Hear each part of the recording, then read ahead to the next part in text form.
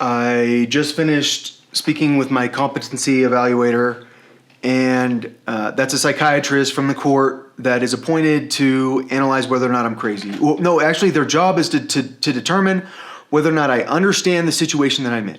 Like, I understand the charges against me. I understand, like, basic legal things like the DA's against me, and I have a defense attorney and all that stuff. So I don't know where they found this guy, but he had extreme bias against me, or he showed extreme bias against me while I was speaking with him. I obviously am trying to look sane while I'm speaking to this guy, and he goes, "Well, according to the police report, you said you worked for Donald Trump." And what I actually said is that the chief technical officer of the NSA said that I was working for Donald Trump, and that the reason it happened is because I caught the NSA hacking me illegally, and I wrote a report about it. And then my boss said that I was going to do a project with the Secret Service on Bro IDS, which is the IDS used inside the other IDS that I used to catch the NSA hacking me, and I wrote a report about it.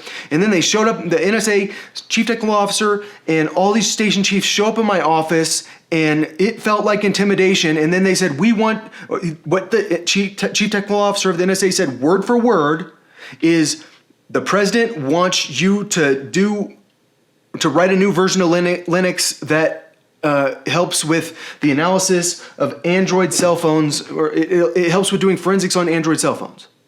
And I explained to him that people started intimidating me a lot, and he repeats back to me, so what it sounds like is you think the government's out to get you, and there's a conspiracy against you. And I was like, I don't think everyone in the government's out to get me. That's what I'm right now. I'm trying to find people in the government that are not crazy like that. But what I'm telling you, and I tried to explain to them that, you know how they talk about sources and methods, like methods for accumulating intelligence information. Well, I figured out how to screw them over when they're trying to get intelligence information. I tried to explain to them, but apparently the psychiatrist was coached. I've never talked to a psychiatrist where I'm like, this guy thinks I'm nuts. He thinks the judge was justified in putting me in jail for 15 days during COVID-19 for saying, can I say something now? Which is, the psychiatrist didn't even understand the difference between direct contempt of court and indirect contempt of court. Because I was in direct contempt of court, which means the guy's being an asshole. He's refusing to help with the court proceedings. This guy's a complete jerk, and I was very polite. All I said is, my neighbor's not a victim. And then he said, and then the judge said, if you say something again, I'm going to put you in jail. And then I said, maybe 2 minutes later, I said, can I say something now? Because there was silence, and I was my own lawyer.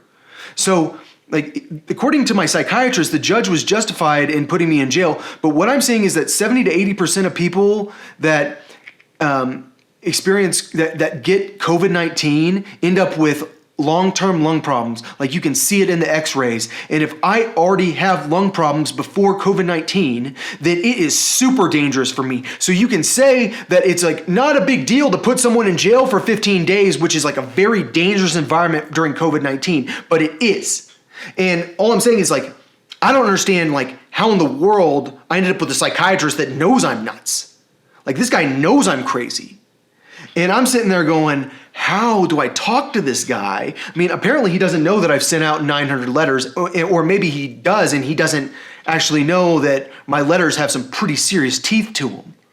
My letters are full of facts, and that's why I sent the letter the way it is. And if you guys email me, I'm talking about everyone I've sent this to, if you email me, I will give you another list of people to contact, and it will be 3 pages long. I've thought about it. That's what you need to do, is contact me, and I will give you so many people to contact. I don't know if they'll all be cops, but what I'll tell you is I will tell you so many people to get in contact with, and you will find the truth. I haven't gotten any emails from anyone yet. So do that. Yeah, the competency evaluation, I feel like I did good. I answered all the questions properly. He had me he listed off 1974321. And then I have to go I don't even know. I have to say the numbers backwards. It was like a cognitive test. and he asked me a bunch of like on what continent is Brazil and stuff like that, which I could list off like every country in South America. You know, Paraguay, Uruguay. I'm not going to do it. All I'm saying is. Like, I don't know how they got this competency evaluator to be so biased against me. Like, it was like really uncomfortable at one point because he said so what you're saying is there's a conspiracy against you and the government's against you. He said, not everyone in the government. Like there's a reason I'm contacting people in the government. It's because I have to have the government help me, and I don't believe that people are like that. Like I believe that people tend to not be. They tend to believe in America. They tend to believe in the Constitution, and they also are probably pretty uncomfortable with the fact that there was election fraud.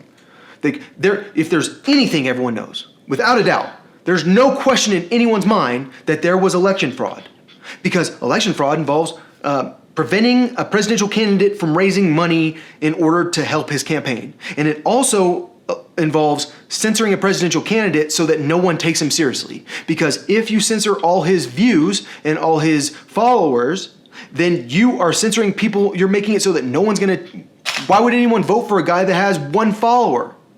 It doesn't make any sense. So all I'm saying is it very clearly was election fraud. We're all about to see Joe Biden become president, even though Joe Biden was involved with the election fraud. We're all going to sit there and be like, this guy's so great. He's a hero. He has a very ambitious plan. No, he has a plan, and it's hopefully get to sleep by 6 o'clock because I'm an old fart, and hopefully not get put in prison for the rest of my life. That's his plan, but... it sounds like the government's plan is to convince the psychiatrist that I'm crazy before he even talks to me. And like the psychiatrist's job is to determine whether or not I understand the legal situation that I'm in. And I very, very proved it, but there's nothing I can do about it. It sounds like this guy is so biased, and like if I get declared incompetent, I don't think that means I have to go to jail. I think it might mean that I'm just going to the state hospital. Like they might put me in a mental hospital, but I'll keep my fingers crossed. I feel like I did a really good job, but what are you going to do?